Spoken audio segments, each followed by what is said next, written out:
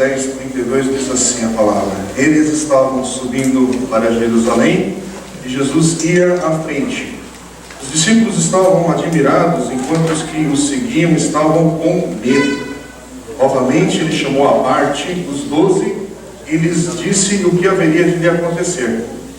Estamos subindo para Jerusalém e o Filho do Homem será entregue aos chefes dos sacerdotes e aos mestres da lei. Eles o condenarão à morte e o entregarão aos gentios, que zombarão dele, cuspirão nele, o açoitarão e o matarão. 3 dias depois ele ressuscitará. Nisso, Tiago e João, filhos de Zebedeu, aproximaram-se dele e disseram: Mestre, queremos que nos faças o que vamos te pedir. O que vocês querem que eu lhes faça? Perguntou ele.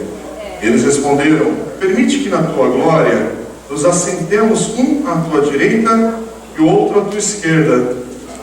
Disse-lhes Jesus: Vocês não sabem o que estão pedindo. Podem vocês beber o cálice que eu estou bebendo ou ser batizados com o batismo com que eu estou sendo batizado? Podemos, responderam eles. E Jesus lhes disse: Vocês beberão o cálice que estou bebendo e serão batizados com o batismo com que estou sendo batizado. Mas o assentar-se à minha direita ou à minha esquerda não cabe a mim conceder. Esses lugares pertencem àqueles para quem foram preparados. Quando os outros 10 ouviram essas coisas, ficaram indignados com Tiago e João. Jesus os chamou e disse: Vocês sabem que aqueles que são considerados governantes das nações as dominam, e as pessoas importantes exercem poder sobre elas. Não será assim entre vocês. Ao contrário, quem quiser tornar-se importante entre vocês deverá ser servo. E quem quiser ser o primeiro deverá ser escravo de todos. Pois nem mesmo o Filho do Homem veio para ser servido, mas para servir e dar a sua vida em resgate por muitos. Pai querido, essa é a tua palavra, pedimos que o Espírito Santo fale nesta manhã, trazendo a convicção necessária a cada um de nós da tua verdade. Pedimos no nome de Jesus. Amém. Amém. Irmãos, o Evangelho de Marcos, capítulos 8 a 10, ele é considerado, para aqueles que estudam a Bíblia, os Evangelhos, o Novo Testamento em particular, como o momento mais específico dos ensinos de Jesus a respeito do discipulado no Novo Testamento, da vida cristã. E eles apontam, isso não sou eu que estou falando, eu tirei de literatura, de estudos bíblicos profundos aí, que existe muito material bom, e os comentários dizem que nesses trechos do capítulo 8 a 10, você pode observar pelas mensagens que a gente está compartilhando aqui aos domingos, ou pela sua leitura bíblica do Evangelho de Marcos, que a gente tem encorajado a igreja a repetir, e fazer, e iniciar. E novamente eu quero te encorajar, se você ainda não iniciou a leitura do Evangelho de Marcos, é um dos textos essenciais para a tua caminhada cristã, para você compreender aquilo que Jesus fez, quem Ele é, por que Ele veio e tudo mais no Novo Testamento. Aliás, qualquer um dos evangelhos, mas como nós estamos estudando o Evangelho de Marcos, queremos te encorajar. Leia o Evangelho de Marcos, releia e aproveite esse ciclo, esse momento que a igreja está caminhando nesses estudos para se aprofundar e deixar o texto falar ao teu coração no dia a dia. E os capítulos 8, 9 e 10, eles seguem um padrão, se você observar depois na leitura, que primeiro, em cada um desses capítulos, Jesus prediz a sua morte e ressurreição. Capítulo 8, versículos 31 e 32, capítulo 9, versículos 30 e 31, depois no capítulo 10, versículos 32 a 34, que nós lemos nessa manhã. Em seguida, ou dentro desses capítulos, vai ter uma resposta não apropriada, não adequada ou tola dos discípulos com aquilo que Jesus está falando. Jesus acaba de falar algo grave, sério, sobre sua vida e aquilo que está para acontecer, e os discípulos parecem que estão desconectados do que Jesus está falando. Isso você vê no próprio capítulo 8, a partir do versículo 32 e 33, no capítulo 9 também na sequência, versículos 32 a 34, e hoje, nos segundo bloco da leitura que nós lemos a partir do versículo 35 a 41 do capítulo 10. E por terminar, Jesus responde, a partir dessa desconexão entre eles, essa questão que eles estão ali, parece que não estão prestando atenção, parece que não estão ouvindo e prestando atenção naquilo que está acontecendo diante deles. Jesus vai dar uma lição prática, falando ali sobre o discipulado, sobre a vida cristã, sobre o que é servir e o que é uma verdadeira grandeza espiritual. E é isso que responde no final do capítulo 8, versículos 34 a 38, do capítulo 9, versículos 35 a 37, e no capítulo 10, os últimos versículos que nós lemos, versículos 42 a 45. Estou citando esses textos, eu sei que ninguém está decorando, anotando, mas para entender a lógica desse pequeno bloco aí do Evangelho de Marcos, desses capítulos. Mas esse texto que a gente leu nessa manhã, o versículo 45 em particular, é um momento chave, crucial, o clímax, se a gente pode usar essa palavra, desse Evangelho, do ensino de Jesus. O pastor Timothy Keller, ele considera esse versículo um versículo central, todo o Evangelho caminha ao redor desse versículo, que diz assim: pois nem mesmo o Filho do Homem veio para ser servido, mas para servir e dar a sua vida em resgate por muitos.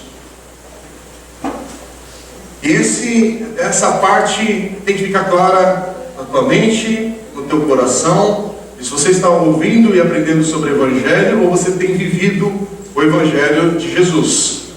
Servir é o nosso chamado. Servir é a nossa caminhada com Cristo. Nós somos enviados, estamos aqui neste mundo para servir, mesmo que isso tenha um alto preço também para nós. Porque às vezes a gente pensa que servir, existe esse espaço e esse momento, e a gente está aqui à frente como pessoa hoje está servindo a nossa igreja e a Deus com a adoração do louvor, com cânticos, com a música, mas é isso e muito mais do que isso.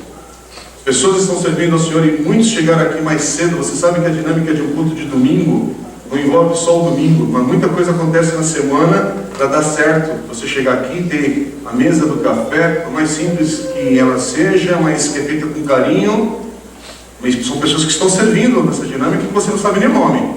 Mas o cafezinho foi feito, pãozinho ou alguma coisa estava ali à mesa, para você ter um tempo de comunhão com as pessoas. São coisas que a gente valoriza aqui na nossa igreja. E eu queria que valorizassem com respeito, porque são pessoas que estão servindo e adorando a Deus também, a partir dessa simplicidade da mesa, da cozinha, de preparar o assento, o lugar. Pessoas que estão servindo a Deus um tempo agora com seus filhos, com as minhas crianças ali, no Kids, que não são largadas e jogadas lá para não fazer barulho aqui na hora do culto. É o contrário, elas estão ali porque estão recebendo amor, estão tendo comunhão, mas há um preparo, há um cuidado. Pessoas que nessa semana tiraram um tempo e prepararam algo para abençoá-las, estão servindo. Talvez você chegou aqui e sentou-se aí, e amém, e está servindo a Deus nesse sentido agora de comunitário, estamos juntos. Você adorou ao Senhor com os dízimos e ofertas, como ato de louvor e adoração a Deus. Você, enfim, participou do momento de adoração a Deus e está apresentando a Deus o seu culto a Ele, comunitário, a partir daquilo que Deus tem feito na tua semana, no seu dia a dia, porque senão é ato religioso só, é encenação evangélica. Porque a nossa adoração e o servir a Deus aqui, ele é fruto daquilo que nós estamos servindo a Deus na segunda-feira, na terça, na quarta. É a tua conduta de servir a Deus no teu trabalho, na tua habilidade profissional, na tua capacidade que Deus tem dado e te colocado em algum lugar. Por mais adverso que sejam as circunstâncias ali, às vezes você está num ambiente de trabalho, tem muita opressão e pressão do trabalho, você está ali com questões éticas a toda hora, conflitos no teu coração, mas é ali que Deus tem te colocado hoje para servir. Moçada, está no tempo de estudo, escola, não importa o grau, desde do fundamental até a universidade, tempo de aprendizado, de ouvir, de discernir, de ter conflitos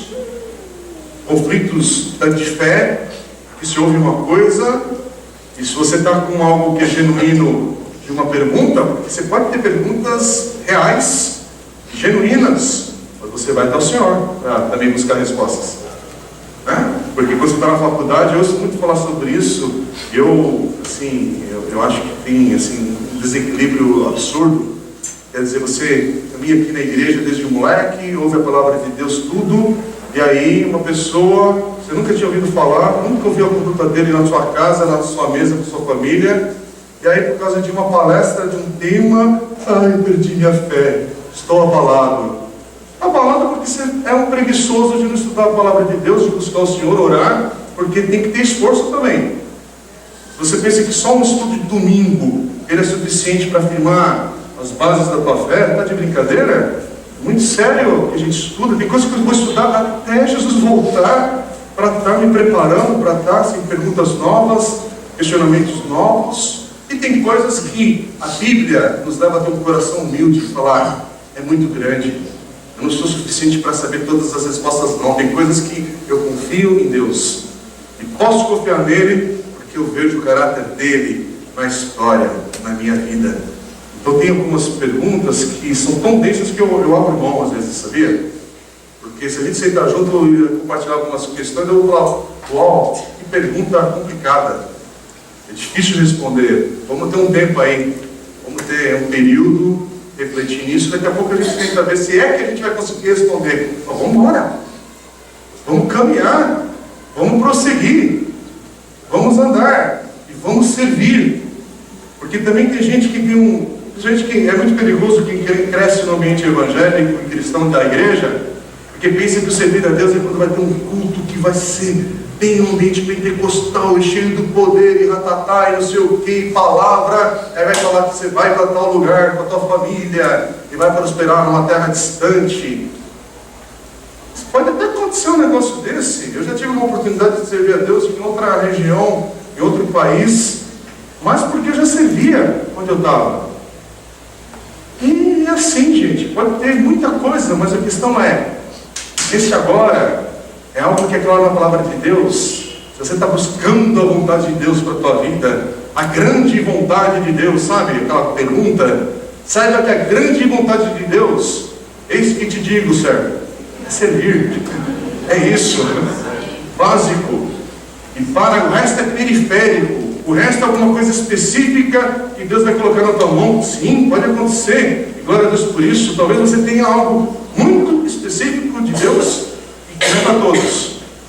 Falei para os jovens, não é brincadeira servir a Deus no ambiente acadêmico. Não é para todos. E aí não é para criar uma elite espiritual. Porque também não é para todos estar no ambiente empresarial, por exemplo, e sendo servo de Deus ali. Não é para todos estar na política, servindo a Deus ali. Porque se a gente deixar a sorte da nossa nação para os corruptos, a gente já está vivendo isso. Mas para homens íntegros se levantarem e viverem na política, precisa estar cheio do Espírito Santo de Deus, porque a batalha é absurda.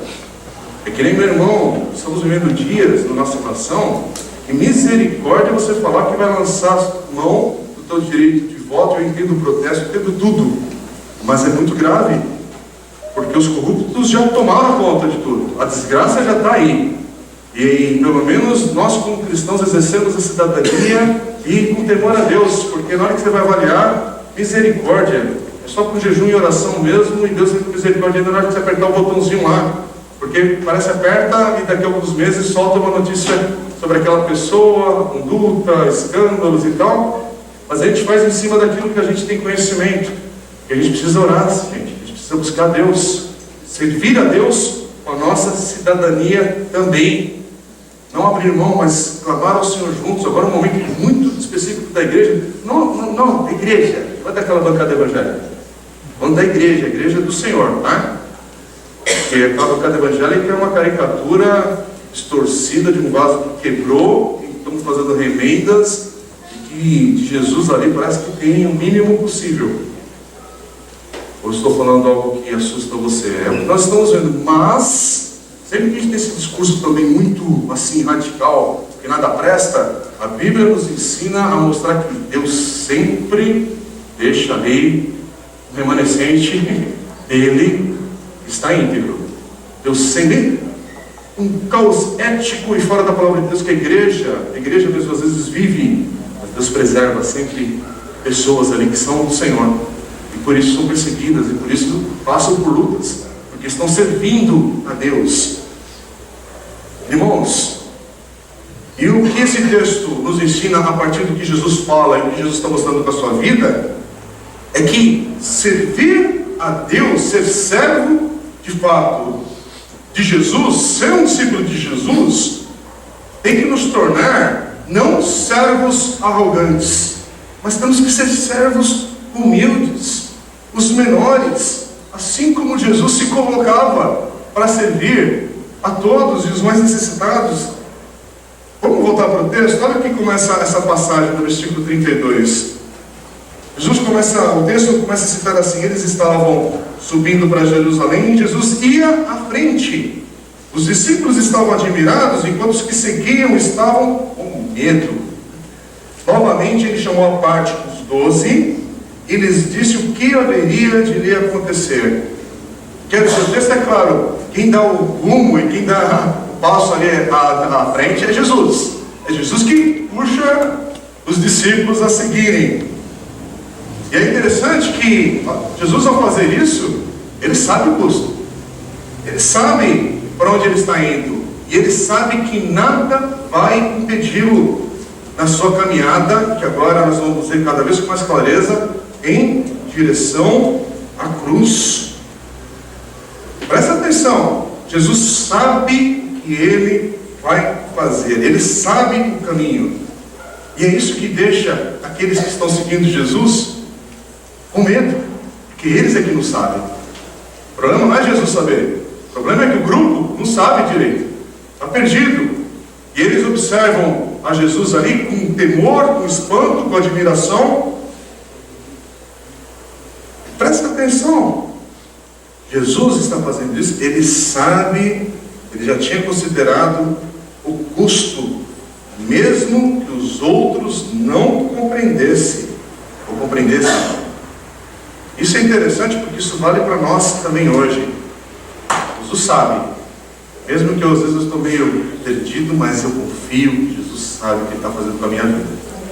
Minha vida, ela não é uma bagunça, um caos. Tudo bem, é uma dinâmica muito difícil da gente discernir às vezes, porque tem tanta coisa que a gente provoca de errado na nossa vida. Mas saiba de uma coisa, Jesus lá no final, Ele sabe o que está fazendo e o que está acontecendo com a minha vida. Ele não está perdido. É interessante que em privacidade, versículos aí que estamos lendo, eles mostram isso. Jesus estava ali com os 12, bem claro o texto sobre isso. E é por isso que Jesus vai falar de uma maneira mais detalhada e específica a profecia da sua morte e sobre a ressurreição. Aqui está nos versículos 33 e 34. Olha o que Jesus diz: estamos subindo para Jerusalém, e o Filho do Homem será entregue aos chefes dos sacerdotes e os mestres da lei. Eles o condenarão à morte e o entregarão aos gentios, que zombarão dele, cuspirão nele, o açoitarão e o matarão. 3 dias depois ele ressuscitará. Gente, estamos no capítulo 10. Não estamos lendo os capítulos mais adiante do momento da morte e ressurreição de Jesus. Estamos no capítulo 10 e Jesus está falando aquilo que vai acontecer com ele. Jesus estava falando, em outras palavras, que ele sabe o que está fazendo e o que está por vir. Ele sabe. E aqui fica claro a questão que Deus, soberano e providencialmente, definiu isso que iria acontecer com Jesus. Ele sabe o caminho que ele vai trilhar. Ele sabe o propósito que ele está ali trilhando para cumprir. Ele sabe qual é o plano de Deus. E novamente, presta atenção, porque esse trecho é para ficar claro para nós que Deus não é pego de surpresa, coisa alguma. Deus não é pego em surpresa em nenhuma circunstância das nossas vidas. Saiba de uma verdade que nós cremos na palavra de Deus por causa daquilo que acontece com Jesus. A gente pode olhar com esperança para a nossa vida. Deus não é pego de surpresa com as circunstâncias das nossas vidas. O capítulo final da minha história e da sua história, o último suspiro da minha vida e da sua vida, o Senhor é Senhor absoluto. Sua vida pode até acontecer uma tragédia, eu não desejo isso, mas pode acontecer. Mas essa tragédia, saiba que Deus vai estar contigo naquele momento, vai estar com a tua família, com teus amigos, porque, de novo, tua história, ela não é uma coisa à toa desse mundo. Você não está aqui só por acaso,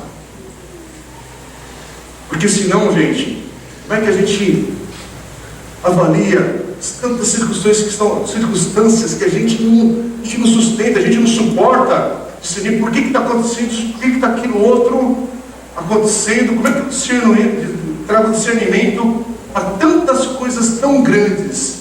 Meu irmão, eu tenho que confiar é que tem uma parte de responsabilidade que Deus permite eu trilhar, porque há algo que de fato não é claro na palavra de Deus no que isso implica na minha história. Mas quando Deus nos fez a imagem e semelhança dele, parece que nós passamos a cooperar com ele em diversas circunstâncias e momentos da nossa vida.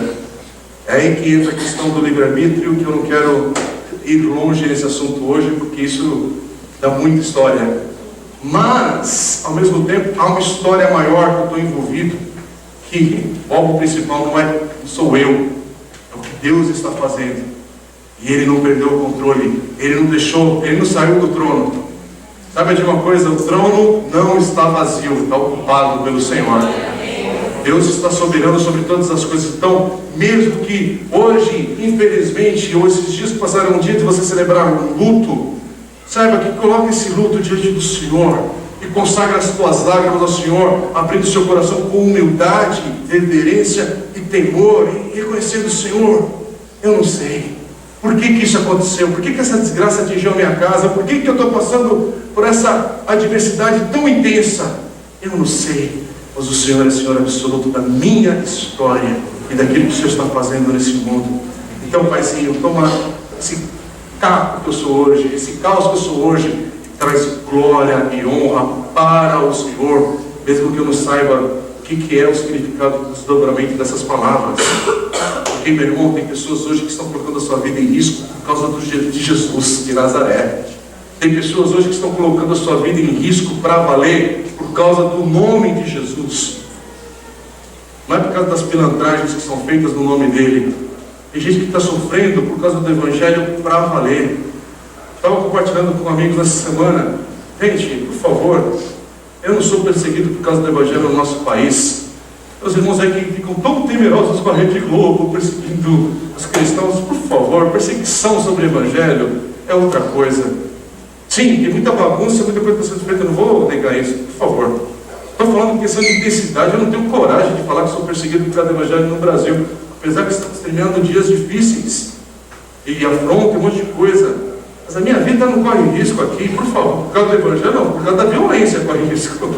Eu tenho risco de sair na rua, ser assaltado, morto, como qualquer um que está aqui, por causa da bagunça do nosso país, mas não é por causa do Evangelho.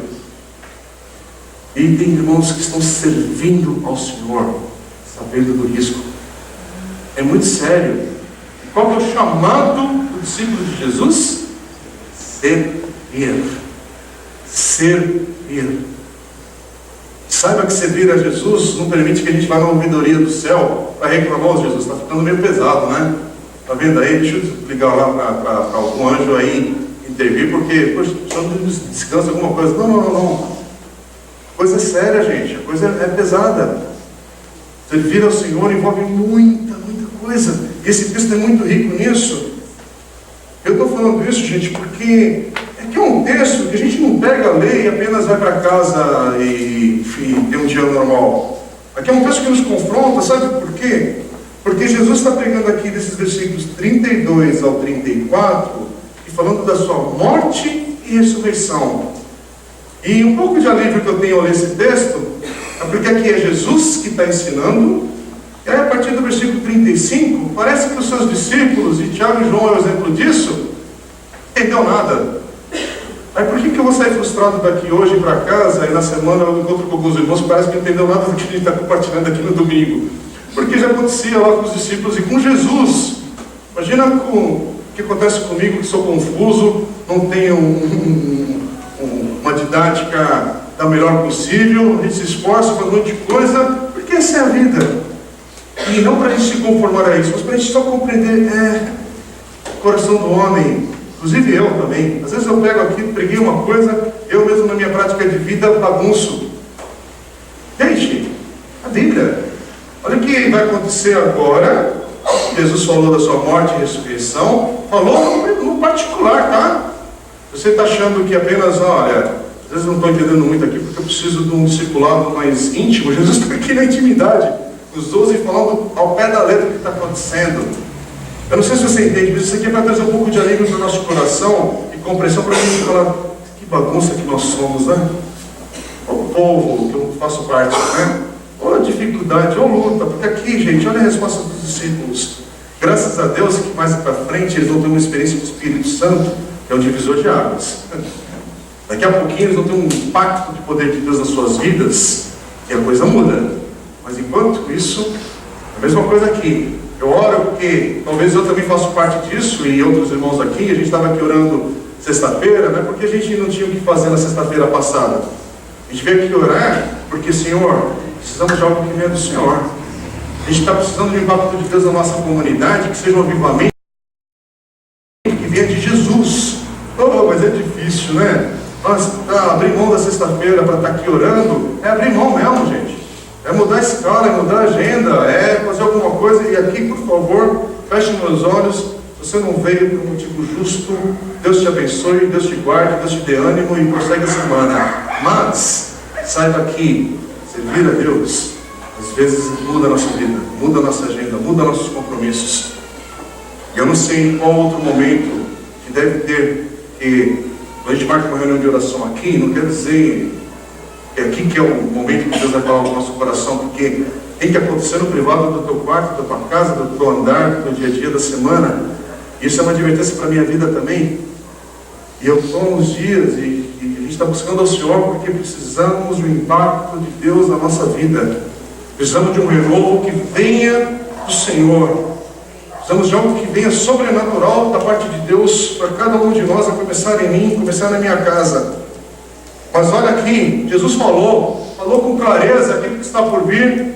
E aí, na sequência, versículos 35 a 40, a gente vê que Tiago e João não compreenderam o que estava acontecendo. Aliás, eles compreenderam uma coisa certa, porque eles vão falar uma coisa certa e o resto toda uma aplicação errada, ou um pedido errado.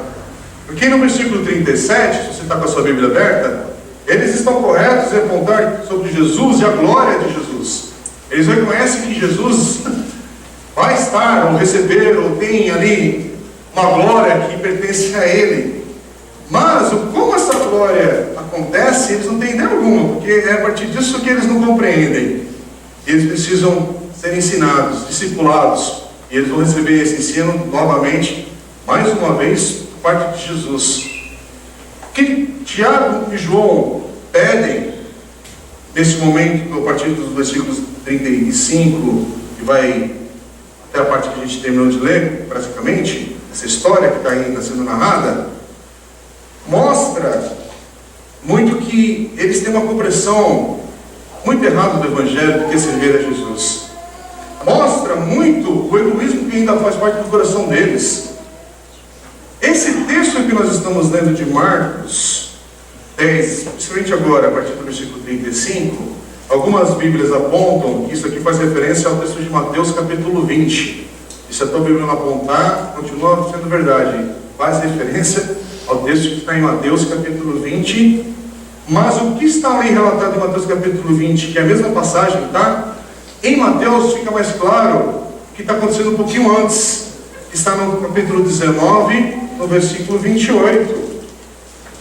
E a sequência aí, e nesse versículo, Jesus disse para os apóstolos, olha o que Jesus disse, um pouquinho antes dessa frase, desse discurso de Tiago e João.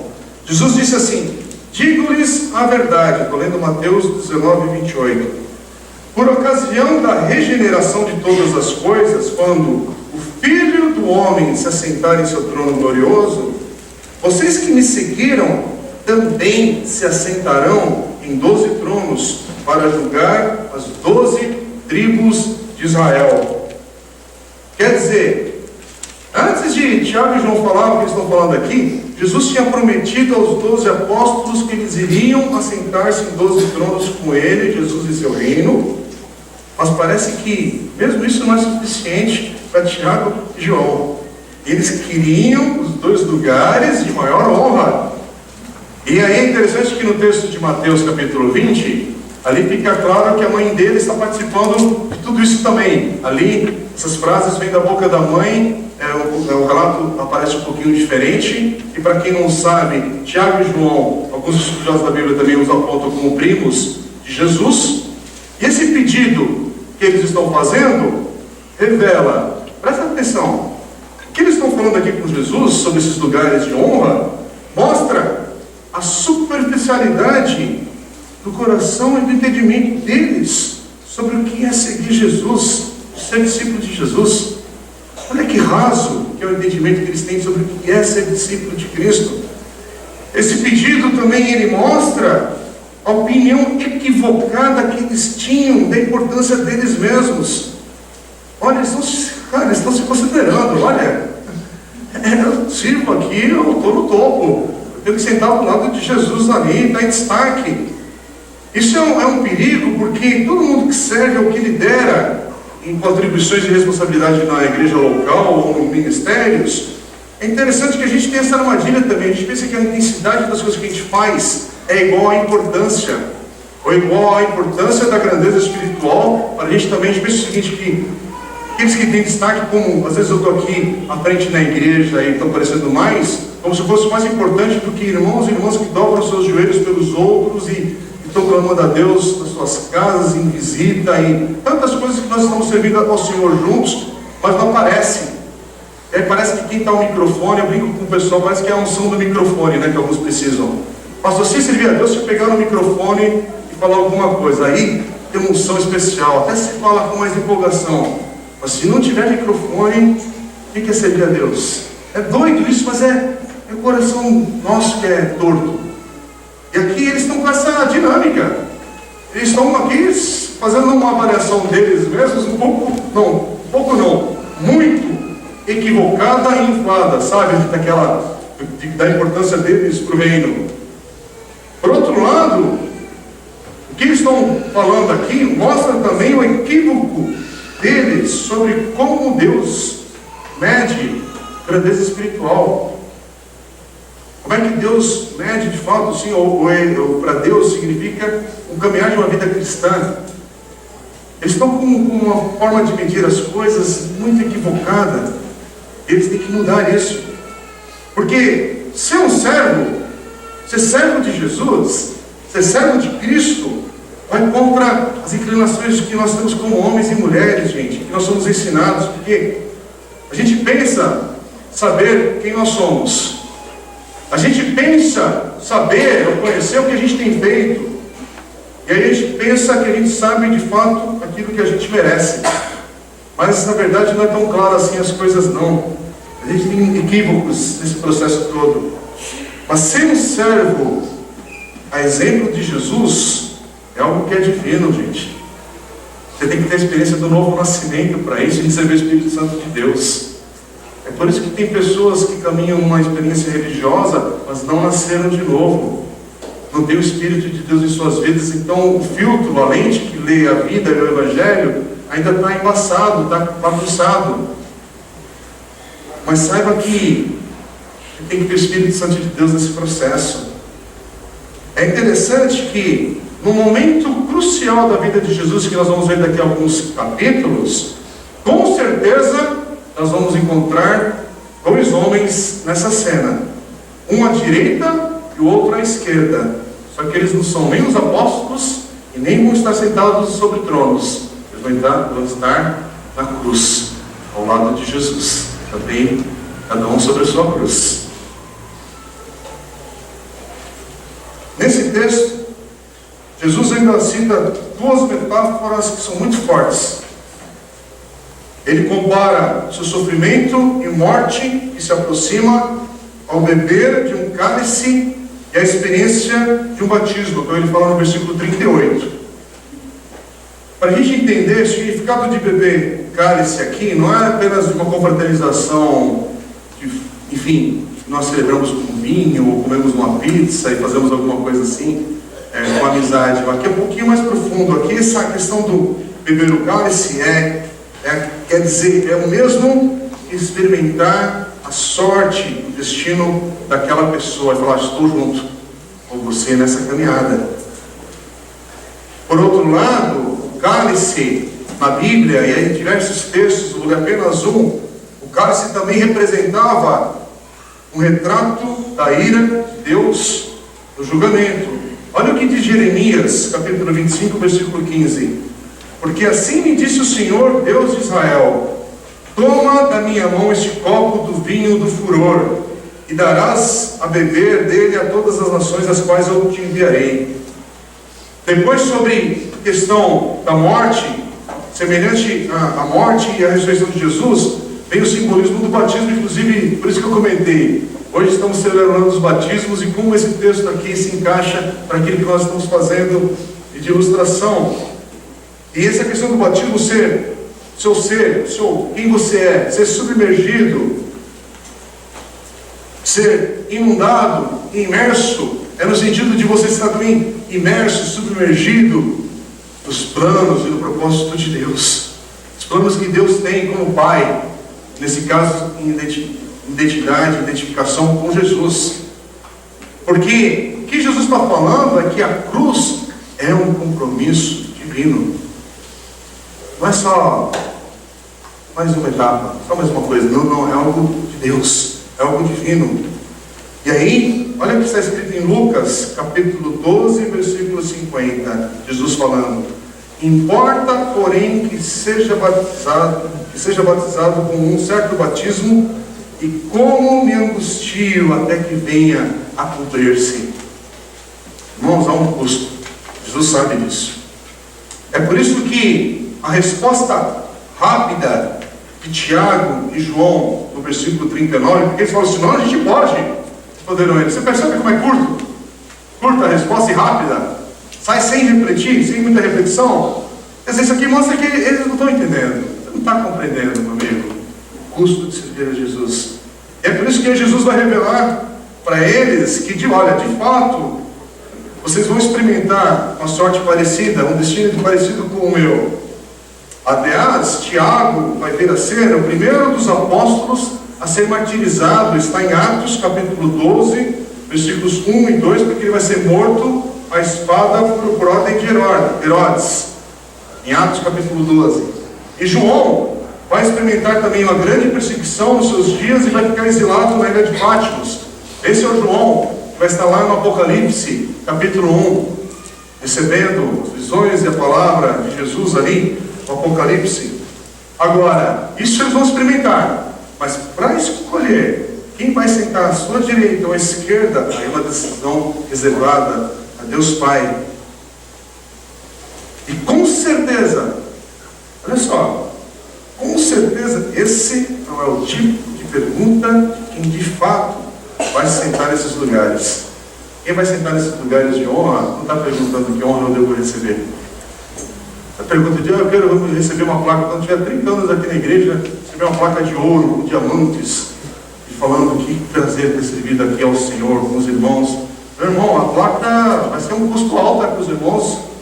Uma viagem para Porto Seguro, né? Não gasta dinheiro assim não, brinca com isso não, né? Porque isso daí não quer. Eu entendo momentos que a gente honra pessoas, isso não é bíblico também, e bonito, e deve ser feito pela amizade, por comunhão. A gente não é uma igreja que aí você se torna um servo do Senhor avarento, que não pode dizer obrigado, que não pode falar que tal pessoa tem servido em uma área da igreja local com muito empenho e glória a Deus. Essa pessoa sabe que ela está fazendo para Deus, mas nós como amigos, homens, mulheres, a gente honra e encoraja, e anima, e fala, Deus te abençoe, continue assim, continue servindo e tal. Mas aqui é diferente a ideia.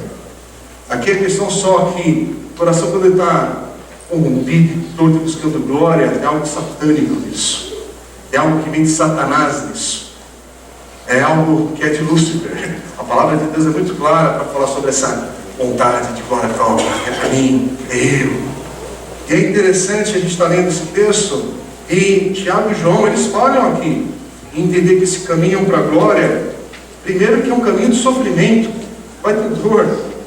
Porque eu anotei do comentário que eu estou estudando, eu repeti a frase porque eu queria guardar isso, porque vale a pena.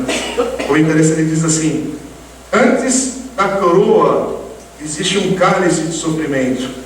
Antes das bênçãos há um batismo que você precisa ser submergido e afogado nele.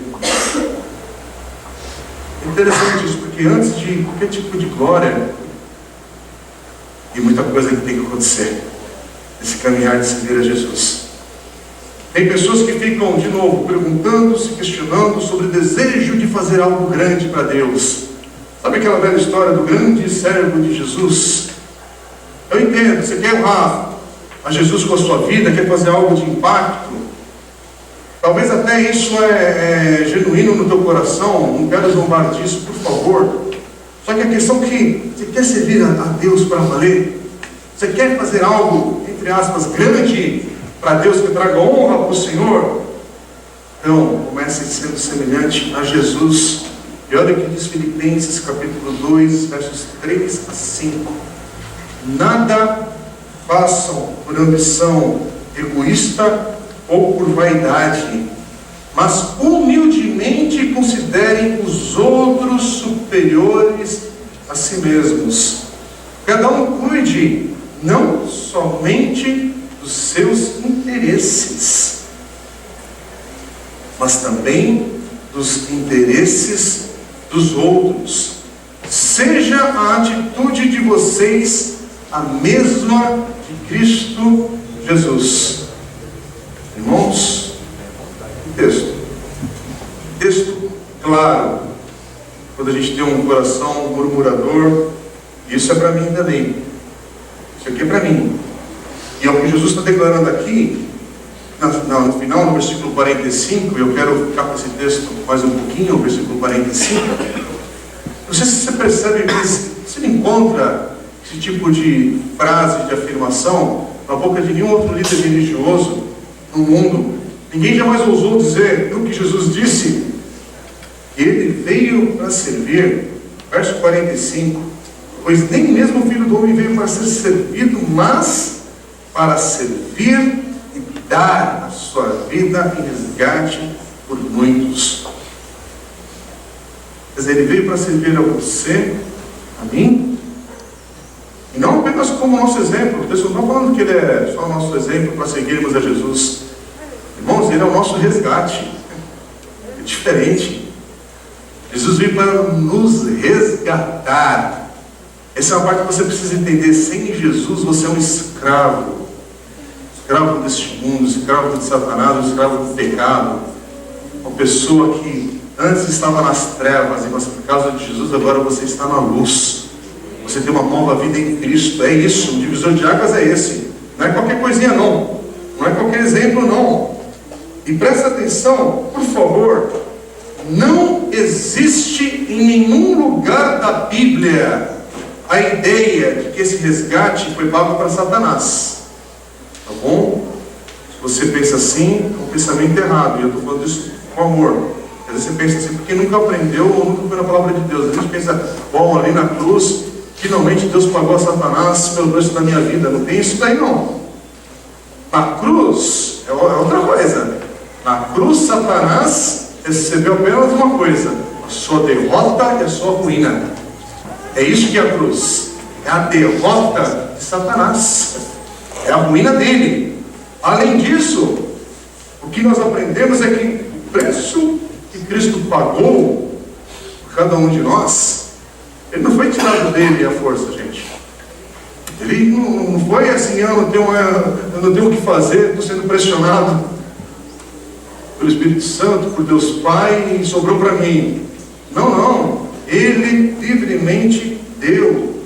É o que declara Hebreus capítulo 12, verso 2. Hebreus 12, 2 diz assim: Ele, pela alegria que lhe fora proposta, suportou a cruz, desprezando a vergonha, e assentou-se à direita do trono de Deus. Jesus, gente, não pense, Jesus não foi uma vítima indefesa. Ele foi um grande doador. Ele se entregou. É o que diz João também, capítulo 10, versículos 17 a 18, que diz isso perfeitamente. Jesus falando: por isso é que meu Pai me ama, porque eu dou a minha vida para retomá-la. Ninguém a tira de mim, mas eu a dou por minha espontânea vontade. Tenho autoridade para dá-la e para retomá-la. Esta ordem recebi de meu Pai. Irmãos, isso aqui é o Evangelho que você precisa ter em mente. O que Jesus fez livremente por mim e por você. Eu quero terminar citando o apóstolo Pedro. Pedro, capítulo 1, texto que a gente estudou também aqui na igreja anos atrás. Mas hoje vale a pena a gente reler versículos 18 a 21. Aliás, o livro de Hebreus é um dos livros um pouco mais densos aí de conteúdo bíblico. Todo cristão precisa ler em determinada hora para você ter mais volume, densidade de ensinamento da palavra de Deus. Mas agora aqui em Pedro, olha o que Pedro diz, o apóstolo Pedro, 1 Pedro 1, 18 a 21. Pois vocês sabem que não foi por meio de coisas perecíveis, como prata ou ouro, que vocês foram redimidos da sua maneira vazia de viver, que lhes foi transmitida por seus antepassados, mas pelo precioso sangue de Cristo, como de um cordeiro sem mancha e sem defeito, conhecido antes da criação do mundo, revelado nesses últimos tempos em favor de vocês. Por meio dele, vocês creem em Deus, que o ressuscitou dentre os mortos e o glorificou, de modo que a fé e a esperança de vocês estão em Deus.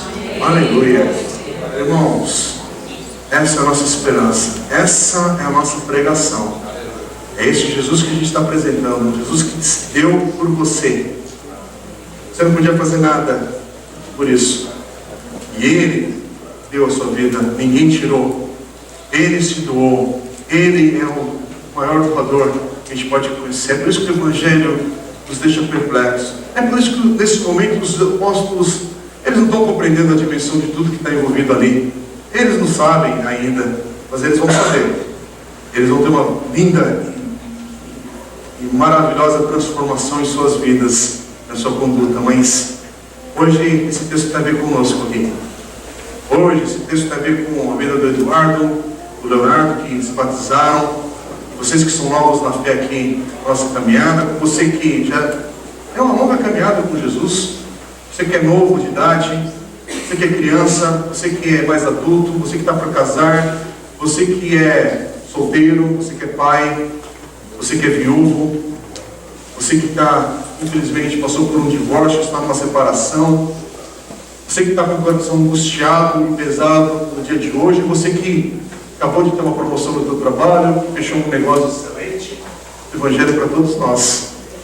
Você que é analfabeto, semi-letrado, mais humilde na sua formação, aquele que tem pós-graduação, PhD, o expert da sua área, o que tem finanças, aplicações, isso tudo, aquele que está quebrado.